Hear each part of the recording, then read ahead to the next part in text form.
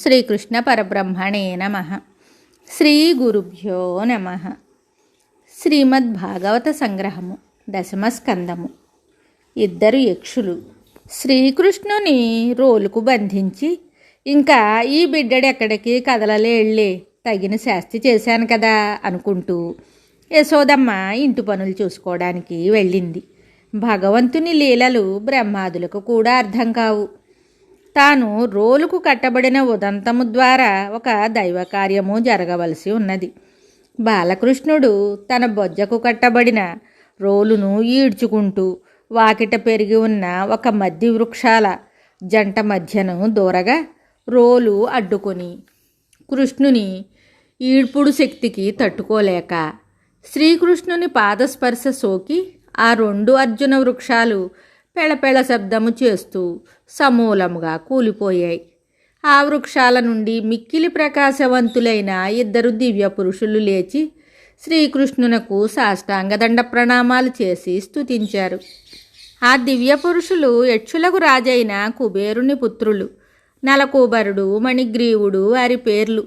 ధన బల యవ్వన అహంకారపూరితులైన ఆ యువకులు వెండికొండ నుండి ప్రవహించే మందాకిని నదీ తరంగాలలో సుందరీమణులతో జలక్రీడలాడుతూ ఉండగా ఆ దారిన పోతున్న నారద మహర్షిని చూశారు.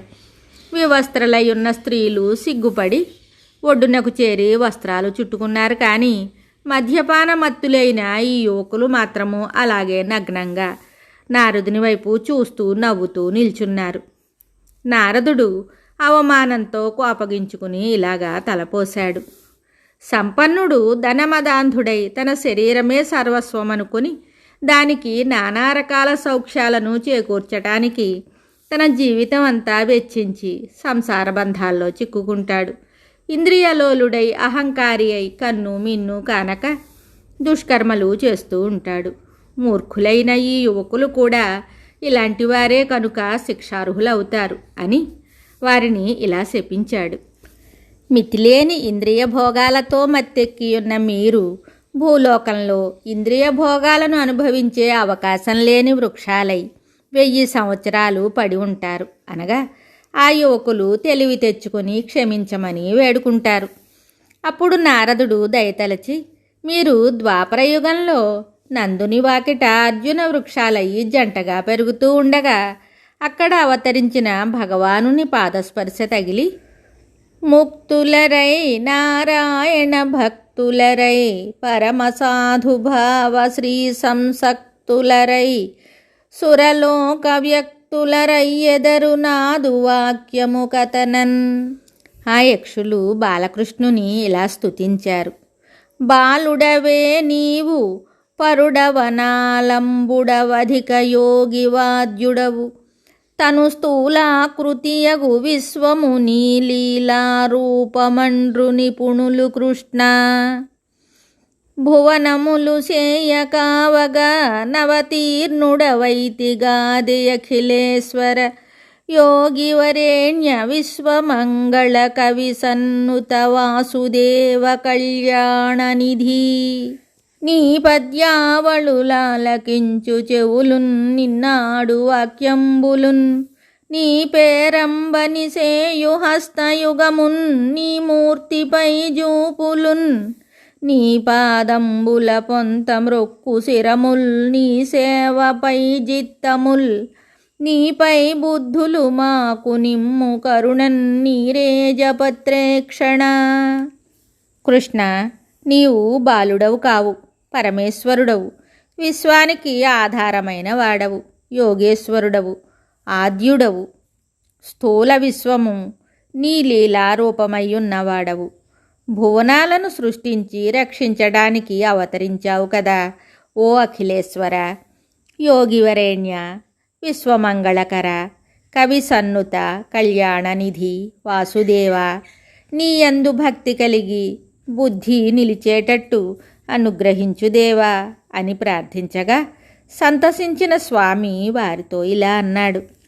తమ తమ ధర్మము తప్పక సములైనను నమ్మి తిరుగు సభ్యులకును బంధము నను జూచిన విరియును గమలాప్తుడు వడమ విరియు ఘనతమము క్రియన్. తమ తమ ధర్మాలను పాటిస్తూ సమదృష్టి కలిగి నన్ను నమ్మిన వారికి సూర్యోదయం కాగానే చీకట్లు తొలగిపోయినట్లు నన్ను చూస్తే సంసార బంధాలు తొలగిపోతాయి. నారదుని వాక్కు వలన మీరు నా అనుగ్రహం పొంది నా భక్తులయ్యారు. మీకు సంసారం అంటదు, మీరు మీ ఇండ్లకు వెళ్ళవచ్చును అని చెప్పాడు. శాప విమోచనం గురించి వేచియున్న యక్షులకు ఈ చిన్నారి బాలుడు మహావిష్ణువై ఉండునా అనే సందేహం కలగలేదు. అతనిలో వారు విష్ణువును చూడగలిగారు. పిడుగుపాటు వంటి శబ్దం విని నందాదులంతా వృక్షాల వద్దకు వచ్చి చూడగా నేల కూలిన మ్రానుల మధ్య రోలుకు బంధింపబడిన నల్లనయ్య జడునిలాగా చూస్తున్నాడు.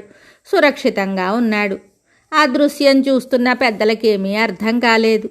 అక్కడే ఆడుకుంటూ అంతా చూసి ఉన్న గోపబాలకులు కృష్ణుడే ఆ చెట్లను రోలుతో లాగి కూల్చాడని, వాటి నుండి ఇద్దరు మెరిసిపోతున్న మనుష్యులు వచ్చి కృష్ణునకు నమస్కరించి మాయమయ్యారని చెప్పగా ఆ పిల్లలేదో ఊహించి కట్టుకథ చెప్తున్నారని ఎవ్వరూ నమ్మలేదు. అయితే ఆ వృక్షాలు ఎలాగ కూలిపడ్డాయో ఎవ్వరికీ అర్థం కాలేదు. నందుడు పుత్రుని కట్లు విప్పి ఇంటికి తీసుకుని వెళ్ళాడు. తన దివ్యత్వం గురించి ఎవరు ఏమీ తెలుసుకొనరాదని ఆ కపట బాలుడు అనేక రకాల వేషాలు వేస్తూ ఉంటాడు. గోపభామలు చప్పట్లు కొడుతూ ఉంటే మందబుద్ధిలాగా పాడతాడు. పరవశుడై చేతులు త్రిప్పుకుంటూ యంత్రంలాగా ఆడతాడు. అంధునిలాగా నటిస్తూ చూస్తాడు. నవ్వుతాడు. ఇతర పిల్లలతో కూడుతాడు. చిల్లర పనులను పెద్దలు పురమాయిస్తే వెళ్ళి చేస్తాడు. దాగుంటాడు. గెంతుతాడు. నీవు ఏడ్చితే నిన్ను బిచ్చగాళ్ళు జోలిలో వేసుకొని పోతారు సుమా అని తల్లి చెప్తే ఆమె కొంగుచాటున దాక్కునేవాడు. ఇలాంటి కపటలీలలను ఎన్నో చూపేవాడు. ఒకనాడు ఒక ఆమె పండ్లు అమ్ముకోవడానికి వచ్చింది. ధాన్యం ఇస్తే పళ్ళు ఇస్తానన్నది. చిన్ని కృష్ణుడు ఇంటి లోపల నుండి తన చిన్ని దోసిట్లో కొంచెం ధాన్యం తీసుకొస్తుంటే దారిలో అతని చేతి నుండి చాలా గింజలు జారిపోగా మిగిలిన కొద్దిపాటి గింజలను ఆమె బుట్టలో వేసి పళ్ళు ఇమ్మన్నాడు. అతని ముగ్ధమోహన రూపాన్ని చూసి ఆమె మురిసిపోయి అతని దోసిలి నిండా పండ్లు పెట్టింది. ఆమె తన బుట్టలో చూసుకుంటే బాలకృష్ణుడు వేసినవి ధాన్యపు గింజలు కాదు, నవరత్నాలు. స్వామి లీలలు అద్భుతాలు. మానవుడు హృదయ ఫలాలు కర్మఫలాలు అర్పిస్తే ఆయన ముక్తిరత్నాలనే ప్రసాదిస్తాడు. బాలకృష్ణుని చేష్టలు ఇతర పిల్లలు చేసే అల్లరి చేష్టల వలె కనిపించిన అవి నిగూఢార్థమున్న స్వామి లీలలు. ఆయన అనుగ్రహాలు గోపబాలికలు కృష్ణునికి వెన్నపెట్టి పాడమంటే పాడేవాడు, ఆడమంటే ఆడేవాడు. అవి గంధర్వగానాలు, నటరాజ నృత్యాలులాగా ఉండేవి. యశోదమ్మ ఆ స్వామిని అనేక విధాలుగా సేవ చేసి లాలించి పాలించి పోషించి ప్రేమించిన ధన్యాతి ధన్యురాలు. కన్నతల్లి అయిన దేవకీదేవికి కూడా ఆ భాగ్యము కలుగలేదు. పుట్టినప్పటి నుండి కృష్ణునిచే అందరూ ఆకర్షింపబడేవారు. గోకులంలో పిన్నలు పెద్దలు గోవులు దూడలతో సహా అందరూ కారణం తెలియకుండానే కృష్ణ ప్రేమలో పరవశులై ఉండేవారు. బలరామకృష్ణుల దివ్యత్వం గురించి వారి అవతార కార్యముల గురించి వారిద్దరికే తెలుసు. వారి దివ్యత్వాన్ని ఎవరూ గుర్తించకుండా ఇద్దరూ జాగ్రత్త పడేవారు. కొద్ది రోజులుగా గ్రామంలో జరుగుతున్న ప్రమాదాలు అక్కడి ప్రజలకు ఆందోళన కలిగిస్తున్నాయి. ముఖ్యంగా బాలకృష్ణునికి ముప్పు తెచ్చేటట్లు సంభవిస్తున్నాయి. యాదవులలో వయోవృద్ధుడు జ్ఞానవృద్ధుడు అయిన ఉపనందుడు వ్రజపురి వాసులను సమావేశపరిచి ఇలా అన్నాడు. బృహద్వనంలోనున్న ఈ ప్రదేశంలో ఈ మధ్య ప్రమాదాలు ఉత్పన్నమవుతున్నవి. ఆ పరమేశ్వరుని కృపాకటాక్షాలచే నందనందనునికి ప్రాణాపాయం కలగట్లేదు. కానీ లేనిచో పూతన వలనను బండి వలనను సుడిగాలి వలనను మద్ది చెట్ల వలనను ఎంతటి ప్రమాదం కలిగి ఉండేదో కదా. మనం ఈ ఊరు విడిచి యమునా నదిలోని కాళింది మడుగు ఒడ్డున ఉన్న బృందావనానికి తరలి వెళ్ళిపోదాం. అక్కడ ఎక్కువ స్థలము పచ్చిక బయళ్ళు బాగా ఉన్నాయి అని చెప్పగా అందరూ బాగు అన్నారు. నందవ్రజం నుండి బృందావనానికి తరలిపోవడానికి అన్ని సన్నాహాలు చేసుకున్నారు. వ్రజవాసులందరూ బృందావనానికి తమ నివాసాలను మార్చడానికి ప్రయాణమయ్యారు. ముందు గోవులు, తరువాత బళ్ళల్లో స్త్రీలు, పిల్లలు, తరువాత బళ్ళల్లో సామాన్లు, చుట్టూ విల్లమ్ములతో రక్షణ కోసం నడిచే పురుషులు ఒక తిరునాళ్లలాగా తరలి వెళుతున్నారు. బృందావనం చేరి ఒక అనుకూలమైన స్థలంలో అర్ధచంద్రాకారంగా బళ్లను నిలబెట్టి అదే క్రమంలో ఇళ్ళు కట్టుకున్నారు. ప్రక్కనే రమ్యమైన గోవర్ధనగిరి కూడా ఉన్నది. బలరామకృష్ణులకు ఈ బృందావనం ఎంతో బాగున్నదని భావించారు. తమ ఈడు పిల్లలందరూ కూడి దూడలను తోలుకొని పోయి పచ్చిక బయళ్లల్లో విడిచి తాము గోవర్ధనగిరిపైన, యమునా నది సిగుతిన్నెలపైన, అడవిలోని వృక్షాల మధ్య అనేక విధాలుగా ఆడుకోవటానికి చాలా అనుకూలంగా ఉన్నదని భావించారు.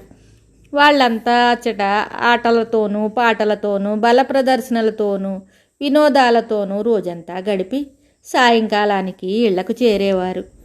ఒకనాడు వత్సాసురుడనే రాక్షసుడు ఒక చక్కని ఆవుదూడ రూపంలో దూడల మందలో దూరాడు. ఈ విషయం కనిపెట్టిన 5 ఏళ్ల గోపాలకృష్ణుడు ఆ దూడ యొక్క వెనుకటి 2 కాళ్లను తోకను పట్టుకొని గిరగిరా త్రిప్పి అక్కడనున్న వెలగ చెట్టునకు విసిరి కొట్టగా ఆ రాక్షసుడు నిజ రూపంలో కేకలు వేసుకుంటూ చచ్చిపడ్డాడు. అప్పుడు గోపకుమారులంతా ఆ రాక్షస శరీరాన్ని చూసి అబ్బురపడి సందడిగా భలే భలే అని కృష్ణుణ్ణి ఎత్తుకున్నారు. ఇంకొక నాడు బలరామకృష్ణులు గోపబాలురు మామూలుగా దూడలను మేతకు తీసుకుని వెళ్ళారు. ఎండగా ఉండటం చేత మందను యమునకు తీసుకుని వెళ్ళి దూడలకు నీరు త్రావించి తామును త్రాగి మరలి వెళుతూ ఉండగా ఒక తెల్లని పర్వతంలాగా దారికి అడ్డంగా నిలిచి ఉన్న ఒక కొంగను చూశారు. అది బకాసురుడు అనబడే ఒక అసురుడు, పోతన సోదరుడు, కంసుని అనుచరుడు. వాడు కృష్ణుని చంపటానికి వేచి ఉన్నాడు. అందరితో వెళుతున్న గోపాలకృష్ణుని బకుడు తన పొడవైన ముక్కుతో పట్టుకుని మృంగడానికి ప్రయత్నించగా కృష్ణుడు గొంతుకు అడ్డుగా పడి బకుని గొంతులో మంట పుట్టించగా భరించలేక వాడు కక్కివేసి కృష్ణుని బయటపడేసి ముక్కుతో పడవటం ప్రారంభించాడు. ఇదంతా ఇతర బాలకులు నిస్సహాయులై చూస్తున్నారు. పొడుస్తున్న ముక్కును పట్టుకుని ఆ కొంగ నోటిని 2గా చీల్చివేశాడు కృష్ణయ్య. రాక్షసుడు పర్వతాకారంలో చచ్చిపడ్డాడు. బలరామాది బాలకులు సంతసించి గంతులు వేసి కృష్ణుని కౌగలించుకున్నారు. తరువాత వారు గ్రామంలోని పెద్దలకు అంతా వివరించి చెప్పారు. వాళ్ళంతా ఆశ్చర్యపోయి ఇలా తలపోశారు. ఈ బిడ్డడిపైన ఆపదల మీద ఆపదలు వచ్చి పడుతున్నా అతనికి హాని తలపెట్టిన దుష్టులు మాత్రమే నిప్పులో పడిన మిడతల మాదిరి నేలరాలి నశిస్తున్నారు కదా అని సంతోషించారు.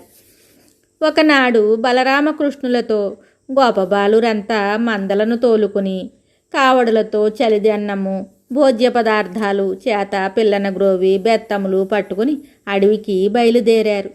మందలను మేతకు విడిచిపెట్టి ఆటలాడసాగారు. కోతుల వలె పరిగెత్తి చెట్లెక్కి గెంతుతూ దాగుడు మూతలాడుతూ కృష్ణుడు ఎక్కడ ఉంటే అక్కడే అందరూ మూగిపోయేవారు. అతనిని పట్టుకుంటూ ఎత్తుకుంటూ పడవేస్తూ కౌగలించుకుంటూ వీపును మోస్తూ ఈ విధంగా అతనితో దర్శన స్పర్శన సంభాషణ లాలనలు చేస్తూ ప్రొద్దుపుచ్చేవారు.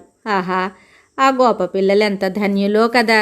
అనేక జన్మల తపస్సు చేసిన యోగులకు జ్ఞానులకు కూడా దుర్లభుడైన స్వామి ఈ బృందావన వాసులకు ఇంత సులభుడైనాడు. వారి భాగ్యమే భాగ్యము కదా. మిగతా కథ తరువాయి భాగంలో తెలుసుకుందాము. శుభం.